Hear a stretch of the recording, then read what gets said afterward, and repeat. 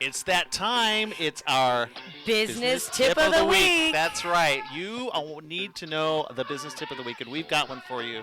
Go ahead, Kelly. What is it? That's right. It's all about safety. So use a shredder for a paper document. Also, be cautious about sharing information on the internet. Ugh. Protect your tax records. Monitor for new credit cards set up in the name of your business. Remember that email is not as confidential as it seems and could be hacked. This is your Business Tip of the Week. That's right. Brought to you by Live with Aaron and Kelly.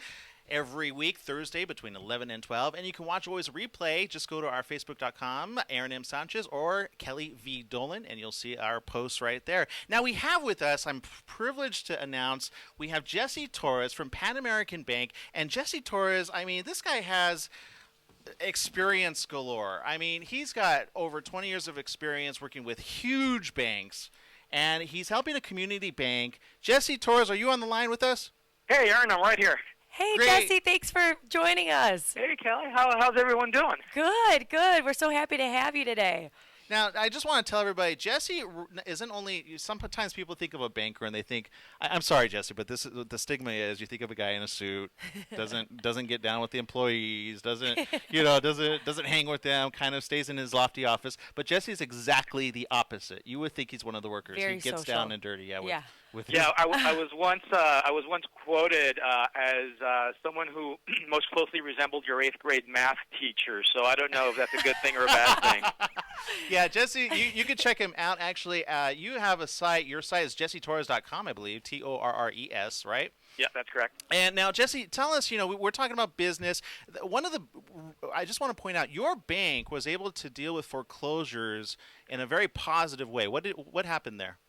Yeah, we're probably, as far as I can tell, we're probably the only bank in California, possibly even the country. I'm not really sure about that, but we had a 100% modification rate during in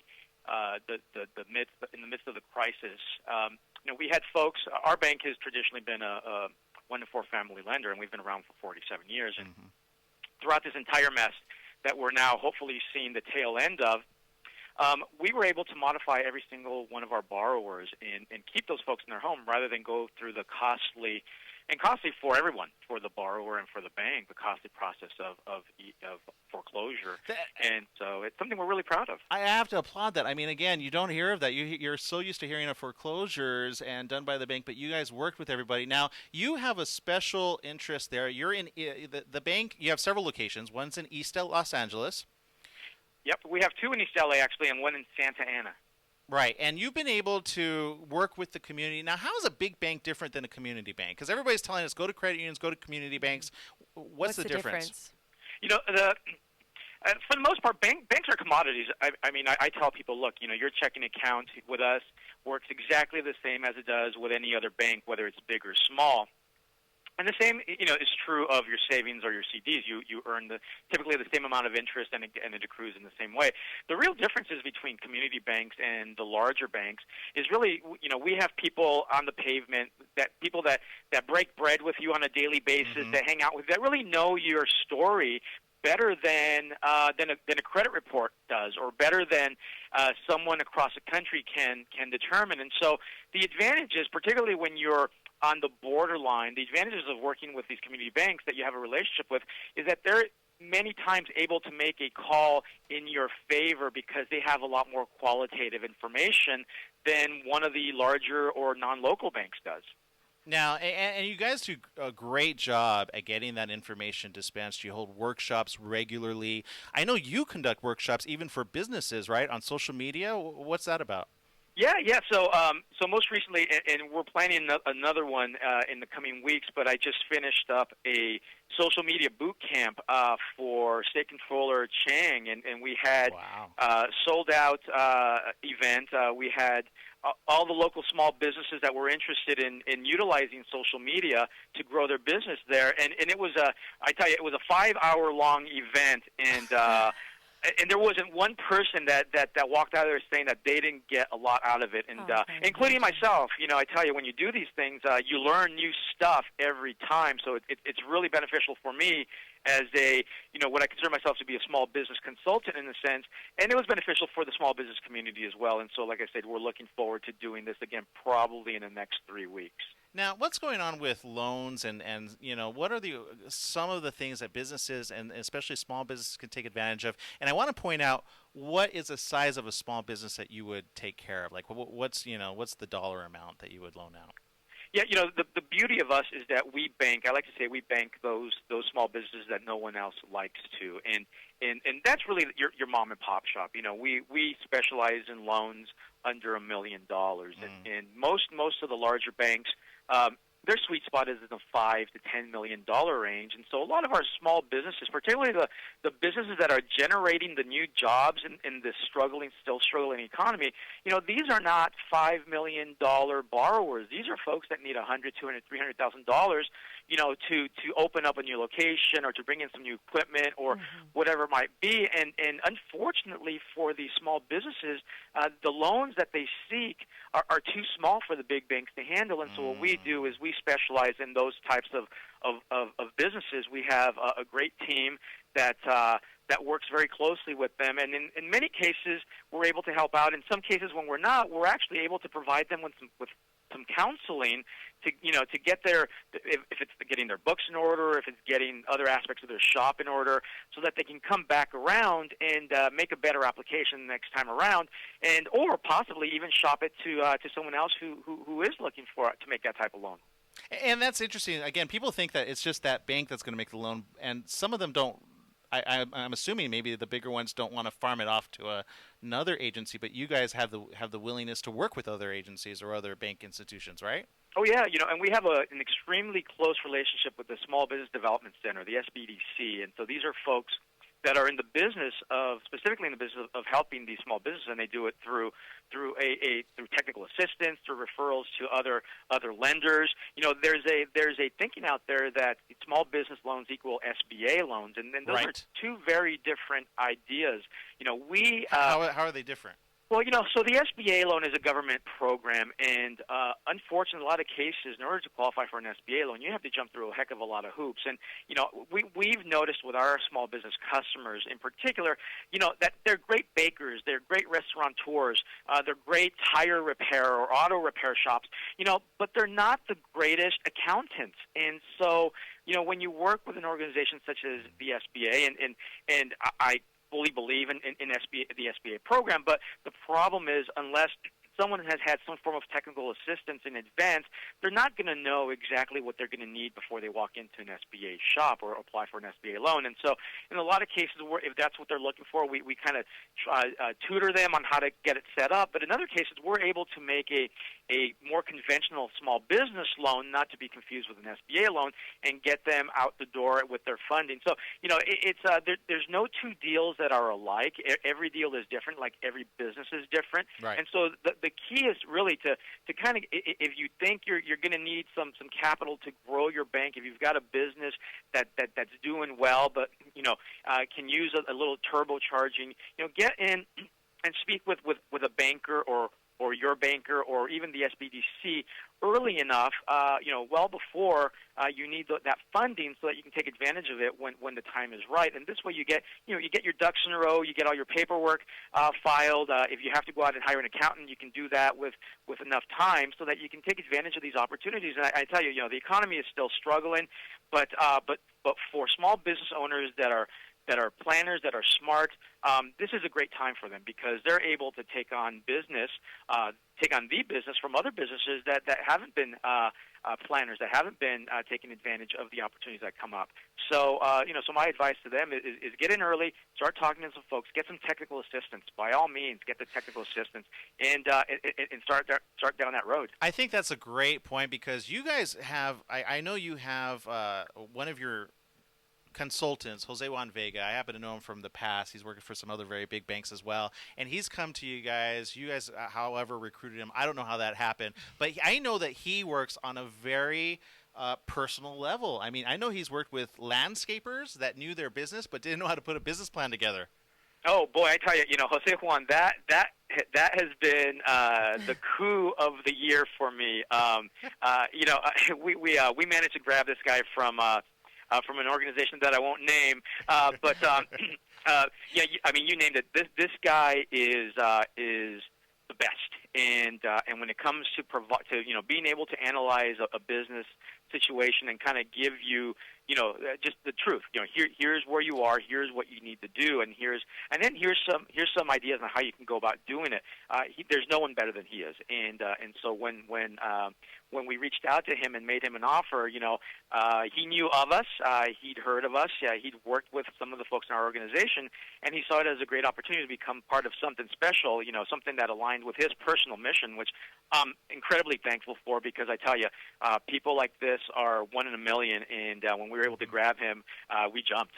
Yeah, you got a fantastic person. I'm so glad that worked out for you guys, because I know businesses will prosper from that. Now, do I have to be in East LA to get to work with you guys?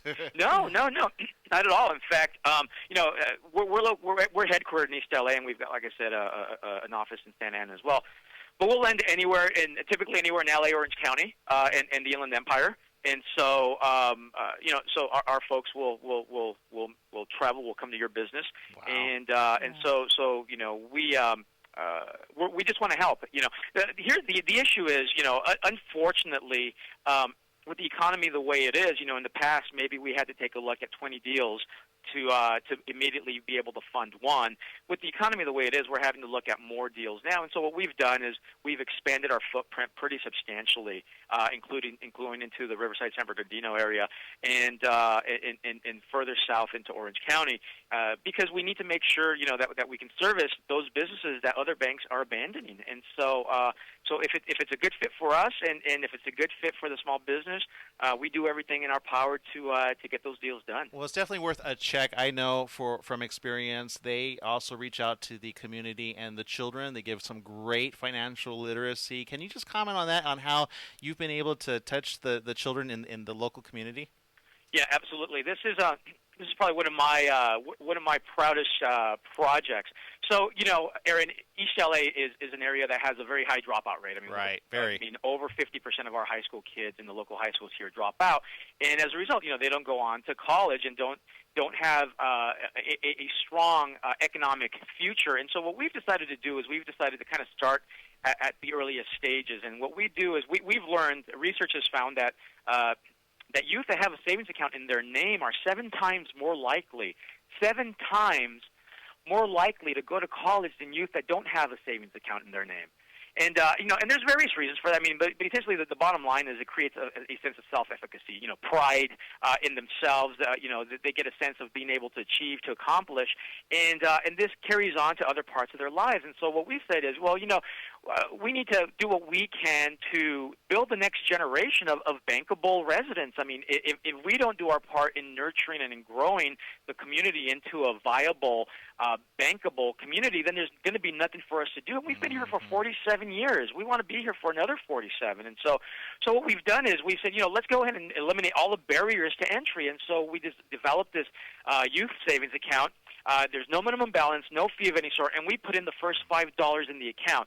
So a parent can come in with absolutely, Parent comes in with without even a penny, let's say, comes in, opens up the account, and we put in the first $5, and then as they have the ability to fund it, they put the money in. But the most critical piece is that the account is in the child's name or in the youth's name, and so as they grow older, like I said, there's a sense of pride of ownership, and this kind of this pride carries on to other aspects of their lives, and suddenly, we'll be seeing, I suspect, in the next 10 years, these graduation rates improve, and certainly not necessarily because of our effort entirely, but partially because of what we've done. Absolutely. And 7 times more likely to go to college by just having a savings account. And the other interesting statistic is that it doesn't even matter how much money you have in the account.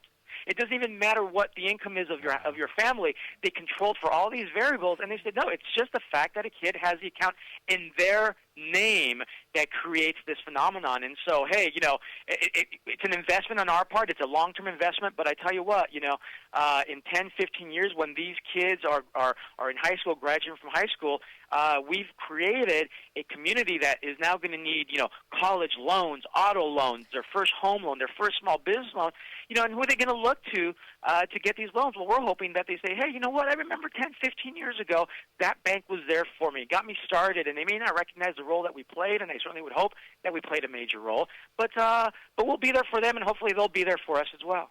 Jesse, I just commend what you are doing. I feel like I've said this for years now. I feel like the one thing that is missing, and you guys are starting it much younger than I've said, in the high school education is a proper banking. How to. Some people graduate high school. They're 18 years of age, and they don't even know what a checking is. They don't know how to write a check, and they don't know how to deal with credit cards. And that's why I feel like there's so much debt, because I feel like there's a lack of education. So I really, really commend you in starting it at such a young age, and I know we will see those results. Do you think that is something that we can implement with our young kids across the board, not just in your neighborhood, but is that something that we can try to strive for?